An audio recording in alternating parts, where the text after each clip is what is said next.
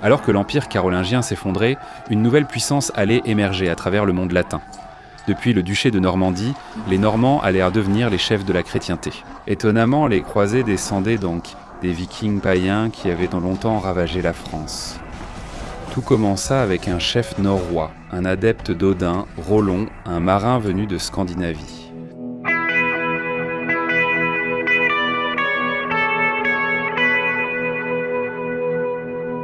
À la mort du fils de Charlemagne, Louis le Pieux, l'Empire carolingien sombra dans la crise.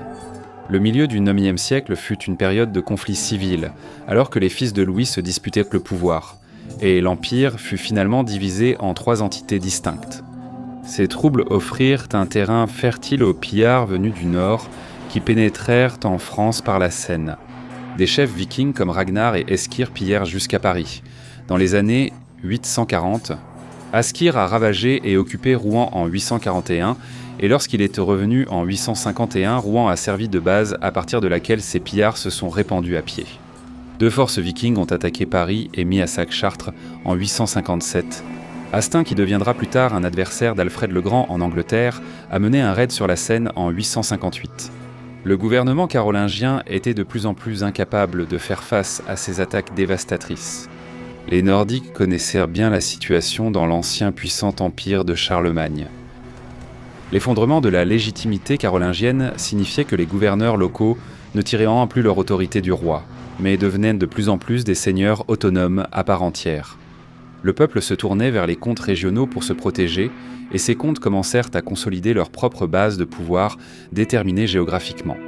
La violence des Vikings a simplement brisé l'ancien système impérial, et les comtes ont commencé à s'assurer de la loyauté des combattants locaux, marquant ainsi le début de la relation féodale.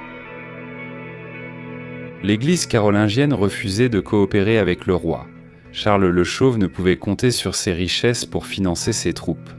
Appauvris et incapables de lever des armées efficaces, les rois carolingiens étaient réduits à publier des décrets impuissants, le crime était endémique et le monarque émettait des proclamations. Les voleurs devaient être admonestés avec amour chrétien pour se repentir, et la punition infligée dans la mesure où les fonctionnaires locaux s'en souvenaient, non. À mesure que la situation empirait, les rois allaient jusqu'à demander aux fonctionnaires royaux de jurer solennellement qu'ils ne se livreront pas eux-mêmes au vol et au pillage. Pendant ce temps, la violence des Vikings rendait une grande partie du nord-ouest inhabitable. Les chefs nordiques Hastin et Björn ont tellement ravagé la péninsule du Cotentin qu'elle est devenu un désert inhabité, digne des brumes des légendes nordiques. Un homme nommé Rollo apparaît et commence à jouer un rôle important dans ces événements de la fin du IXe siècle. Dudo, un des premiers chroniqueurs des Normands, rapporte que Rollo était un Danois, expulsé de son pays natal avec d'autres jeunes hommes belliqueux, considéré comme une menace par le roi danois. Rollo prit la mer et commença sa carrière de pillard viking. Rollo a noué des liens avec Guthrum, le chef viking qui régnait sur l'Est-Anglie. Guthrum avait renoncé à sa vie de pillage, après avoir été vaincu par Alfred le Grand à la bataille d'Eddington. Baptisé, Guthrum prit le nom chrétien d'Athelstan et respecta ses traités avec le roi Alfred. Dudo écrit que Rollo et Guthrum, tous deux d'origine danoise, sont devenus de proches alliés. Aucune région ne produit d'hommes extraordinaires et aussi bien instruits dans les armes que le royaume des Danois, déclara Guthrum. Peut-être grâce à Guthrum, Rollo commença-t-il à comprendre le succès qu'il pourrait obtenir, non pas en pillant les chrétiens, mais en s'associant avec eux. Le récit de Dudo sur Rollo, bien que captivant, n'est pas incontesté dans nos rares sources concernant le mystérieux viking dans la saga de Harald à la belle chevelure de Snorri. Rollo est norvégien, non danois, et il est décrit comme étant si grand qu'aucun cheval ne pouvait le porter. C'est pourquoi on l'appelle Rollo le Marcheur. Ainsi, le personnage fondateur des Normands, le cavalier d'élite du XIe siècle, est ici présenté comme un homme qui n'a aucune utilité pour les chevaux. Rollo a pillé la France avec autant de brutalité que n'importe quel autre chef norrois, entre 876 et 886 environ. Rollo mena ses Vikings devant la ville française de Rouen. Les Francs qui défendaient Rouen combattèrent à cheval, mais Rollo était déterminé à neutraliser leur avantage. La ruse qu'il a imaginée pourrait être considérée comme un prélude approprié à la fameuse ruse des Normands. Il fit creuser des fosses entre la Seine et les murs de la ville, puis les dissimula avec du gazon. Pendant la bataille, les Vikings feignirent de battre en retraite vers leurs navires. Les Francs se lancèrent à leur poursuite à cheval et tombèrent alors directement dans le piège tendu par les hommes du Nord. Rollon et ses hommes entrèrent ensuite dans Rouen sans opposition. En 911, le roi Charles le Simple invita Rollon à la table des négociations. L'historien Robert Fergusson affirme que Charles reconnut officiellement le droit de Rollon à gouverner une vaste région du nord-ouest de la France, décrite sans détour comme trop souvent dévastée, par Astine et par toi. En échange, Rollon et ses hommes du Nord se convertiraient au christianisme et aideraient Charles à défendre son royaume. Le pacte fut scellé par un mariage entre Rollon et la fille de Charles, Gisela d'Udo. Comprend deux anecdotes qui mettent en avant l'idéal du guerrier viking indépendant et fier. Apparemment, une fois l'accord conclu entre les Carolingiens et les Normands, on dit à Rollon qu'il devait maintenant démontrer sa soumission au roi. En embrassant le pied de Charles, Rollon refusa. « Je ne plierai jamais le genou devant aucun homme, et je n'embrasserai le pied de personne. » Il ordonna à l'un de ses hommes d'accomplir le geste à sa place. Le Viking s'avança, saisit le pied du roi et le renversa si bien que Charles tomba à la renverse. Cela provoqua les rires chez les Nordiques, mais l'indignation chez les Francs. Cette histoire ressemble à un récit de veillée transmis parmi les Normands pour se rappeler leur supériorité. Mais cela illustre bien la réalité indéniable que la concession de Charles était, comme l'appelle Robert Fergusson, une concession à la réalité. Dudo décrit une autre occasion. Lorsqu'un des émissaires de Charles a demandé à un groupe de Vikings sous quel titre leur chef était connu, les Vikings ont répondu « Aucun ». Puisque nous sommes tous égaux, cela met en avant l'ancienne égalité de la bande de guerre viking. Les guerriers étaient égaux les uns aux autres, mais acceptèrent de suivre un chef qui faisait preuve de compétence. L'émissaire a alors demandé si les Vikings seraient prêts à prêter allégeance à Charles le Simple en échange de terres et de titres. Les hommes du Nord ont répondu « Nous ne nous soumettrons jamais à qui que ce soit, nous ne servirons personne et nous n'accepterons de faveur de personne. La faveur qui nous plairait le plus est celle que nous prendrons nous-mêmes par la force des armes et dans la rudesse du combat. » Encore une fois, venant d'une chronique commandée par le petit-fils de Rollon, nous voyons ici représenter un vieil idéal que les Normands continuaient de valoriser. Deux autres concessions de terre ont suivi. En conséquence, le territoire de Rollon correspondait à peu près à la Normandie actuelle. Une charte de 918 décrit la concession comme ayant été faite à Rollon et à ses compagnons pour la défense du royaume. Il peut sembler étrange de résoudre le problème du brigandage chronique en cédant un territoire à un pillard, et pourtant, le traité de Charles avec Rollon semble avoir atteint cet objectif. Robert Fergusson compare l'octroi de la Normandie à l'accord d'Alfred le Grand avec Guthrum. Dans les deux cas, un souverain chrétien a cherché à neutraliser un ennemi en légitimant son pouvoir et en l'intégrant à la communauté chrétienne à sa manière. Les deux ont réussi. Une fois Rollon établi comme duc de Normandie, les attaques vikings remontant la Seine ont pris fin. Rollon s'en est assuré, une région instable a été stabilisée et Paris a été sécurisé.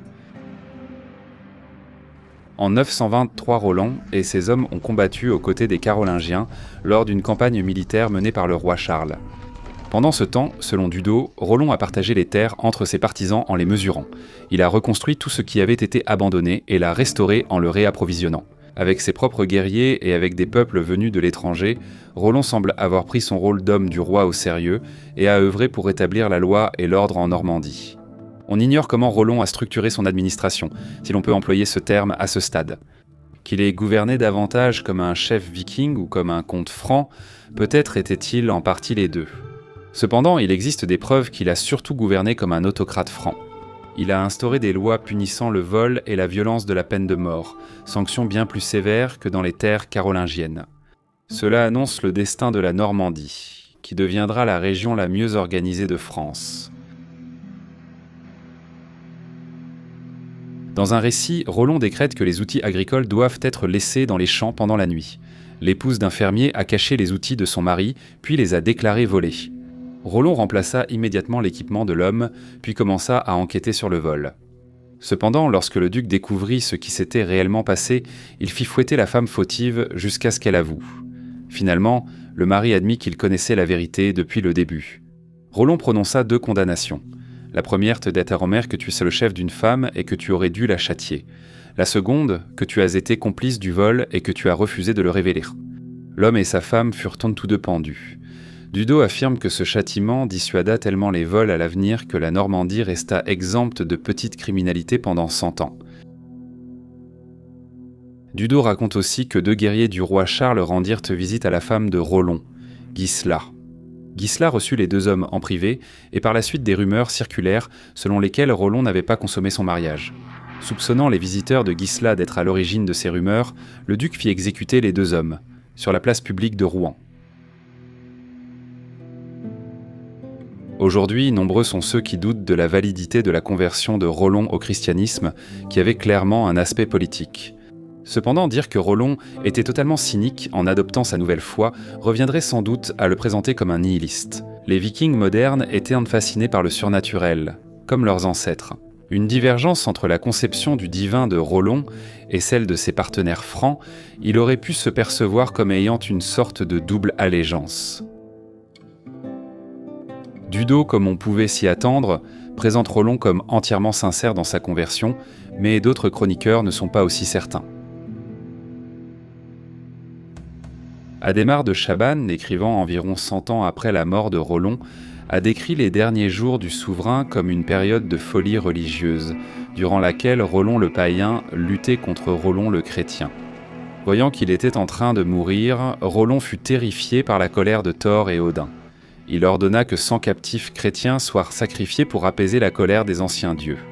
Mais le souverain malade eut ensuite peur que le Christ le condamne désormais à l'enfer, et il distribua donc d'immenses quantités d'or et de richesses aux églises de son royaume.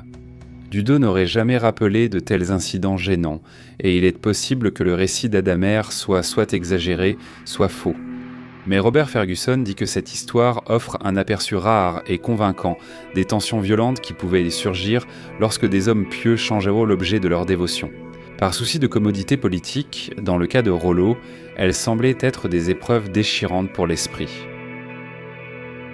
Certains partisans de Rollo ont refusé de se convertir ou de reprendre leurs anciennes croyances après le baptême. Nous avons une lettre du Xe siècle écrite par l'archevêque de Rouen à un collègue demandant des conseils sur la manière de traiter avec des convertis païens apostates. Les archéologues ont également découvert des sites funéraires vikings du Xe siècle en Normandie.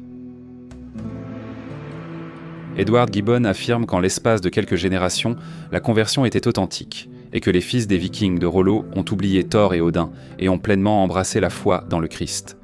R. Alan Brown dit que le renouveau religieux en Normandie a commencé presque immédiatement et qu'il a été principalement mené par les ducs. Le successeur de Rollo, Guillaume Longuepée, a refondé le monastère de Jumièges vers 940 et désirait ardemment y devenir moine lui-même. Son fils Richard sans peur a restauré l'abbaye de Saint-Ouen à Rouen.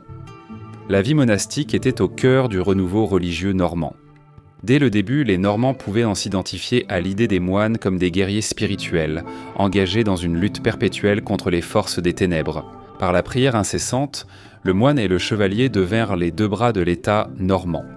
Et au XIe siècle, les abbayes de Normandie allèrent devenir les centres les plus puissants du christianisme occidental.